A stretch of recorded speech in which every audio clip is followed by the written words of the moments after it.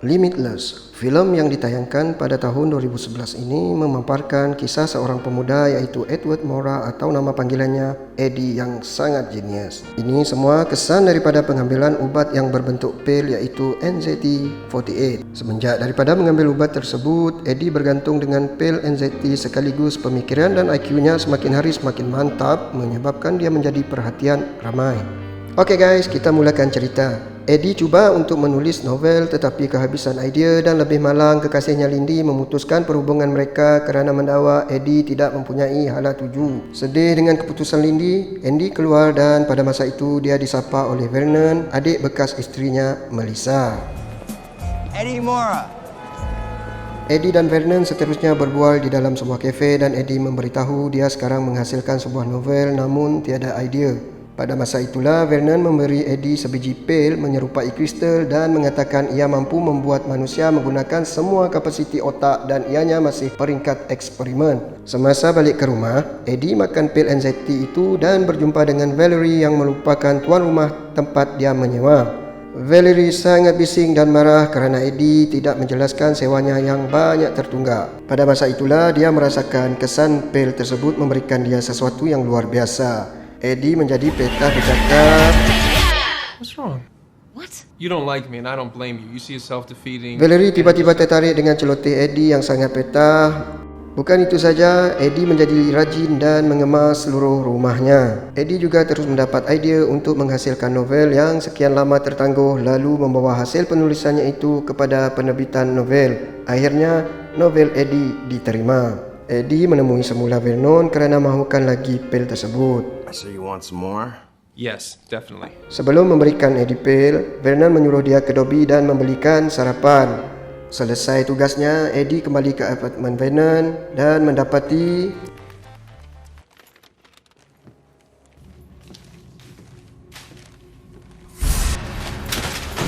I need to report a murder? sementara menunggu ketibaan pihak polis, Eddie menggeledah rumah Vernon untuk mencari pil NZT itu.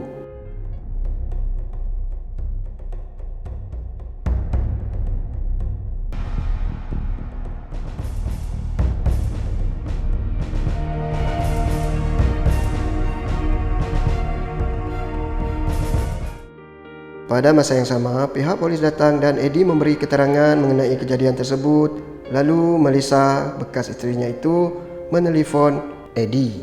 Sampai di rumah, Eddie makan lagi sebiji pil NZT dan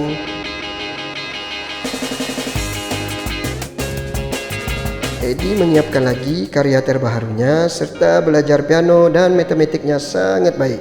Malah, dia mampu menguasai banyak bahasa dalam masa yang singkat. Eddie yang secara tiba-tiba mengetahui semua info dan hal menyebabkan semua orang tertarik dengan cerita yang dia sampaikan. Dan akhirnya dia ditawarkan pekerjaan.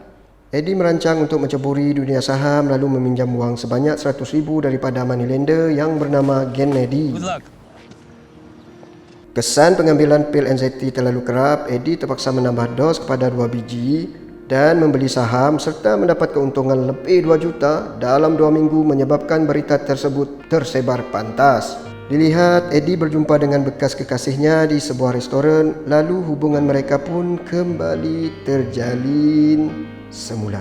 Seperti yang diimpikan oleh Eddie, akhirnya dia bertemu dengan Carl Van Loon dalam satu temu janji yang telah diaturkan. Akhirnya Carl bersetuju untuk mengambil Eddie bekerja dengannya. Sedikit sebanyak gangguan Eddie terganggu dengan kesan pil terbabit.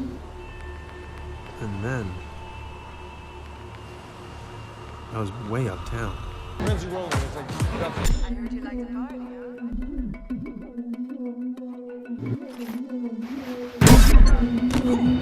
Eddie yang tidak tahu bagaimana untuk berlawan terus teringat rancangan yang dia tonton di TV dan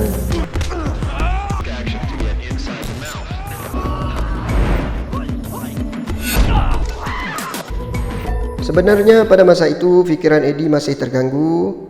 Semasa hendak menyiapkan kerjanya, Eddie dapati bekalan pil NZT-nya sudah habis dan cuba untuk menyiapkan kerjanya namun gagal.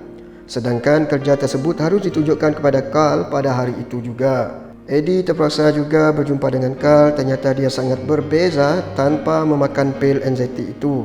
Eddie terus meninggalkan Carl dan kesehatannya semakin terjejas. Seterusnya, dia balik ke rumah. Pada masa itu, Melissa menghubungi Eddie dan menjelaskan pil yang diberi oleh Vernon itu sangat bahaya. Eddie cuba menghubungi semua pelanggan Vernon dan ramai yang meninggal dunia serta sakit kecuali lelaki tersebut terus mengejar Eddie dan Eddie berjaya melarikan diri. Seterusnya di sebuah kafe, Eddie berjumpa dengan Melissa. Melissa menjelaskan dia juga memakan pil anxiety tetapi dia berhenti menyebabkan kesehatannya menjadi teruk. Melissa juga menasihati Eddie supaya jangan berhenti untuk memakan pil anxiety itu. Disebabkan Eddie tidak membayar hutangnya, Kennedy membelasahnya dan merampas pil anxiety milik Eddie dan terus memakannya. What you got there? It's something good, huh? Eddie selesai membayar hutangnya, Kennedy memberitahu pil itu sangat bagus. Kerana merasakan kesehatannya semakin teruk, Eddie bergegas ke pejabat Lindy dan menceritakan kesemuanya kepada Lindy. Eddie mengatakan dia masih mempunyai stok pil anxiety yang disorokkannya di rumah Lindy dan Lindy terus mendapatkannya.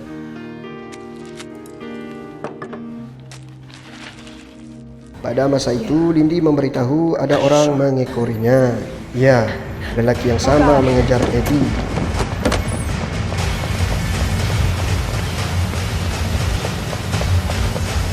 Help! Help! This man's chasing me.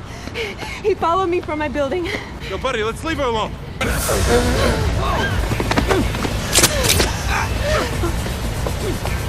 Lindy terus bersembunyi dan menghubungi Eddie semula. Eddie menyuruh Lindy memakan sebiji pil anxiety itu, lalu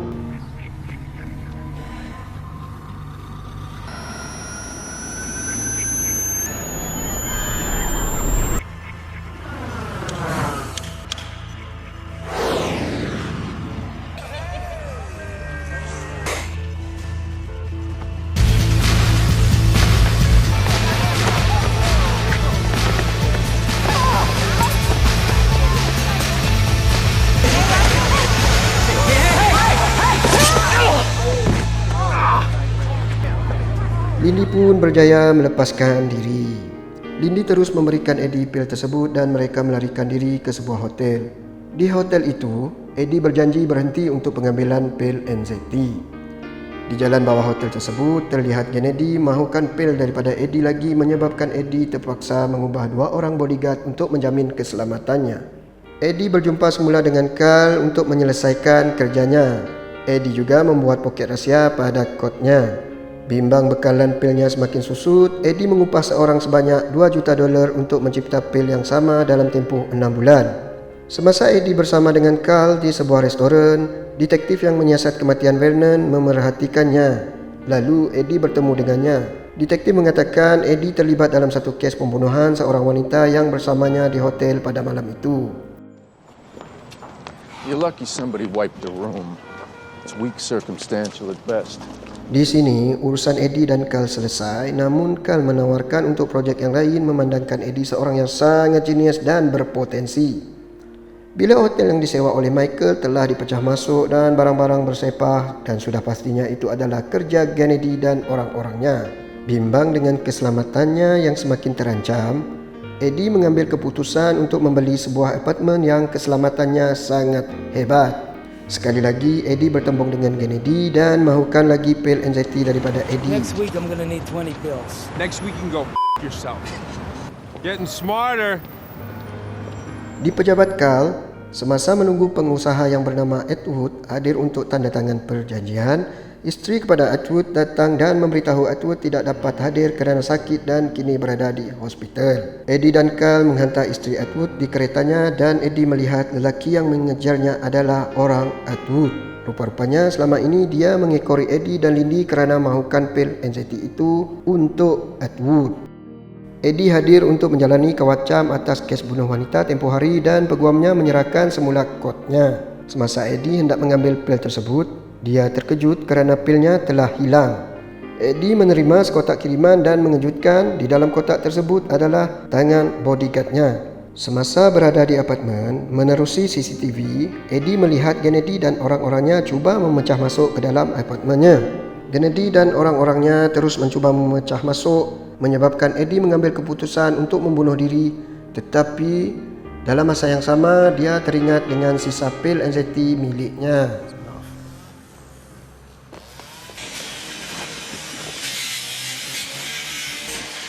Eddie mencari pil anxiety itu dan berjaya menemui, tetapi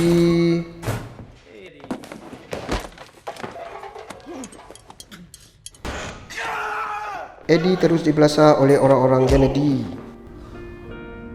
So, you gonna tell me where the rest is? Sementara itu, orang-orang Kennedy sibuk hendak membuka peti besi Eddie. Kennedy yang berlagak pandai itu mendekat Eddie dan Eddie terus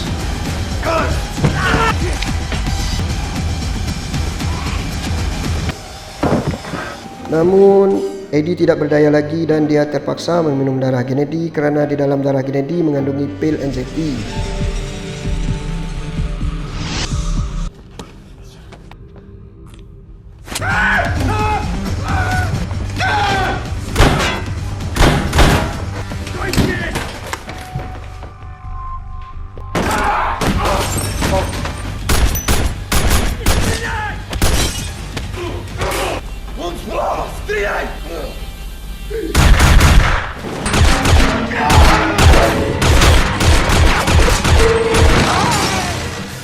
Eddie bertemu dengan Atwood di hospital.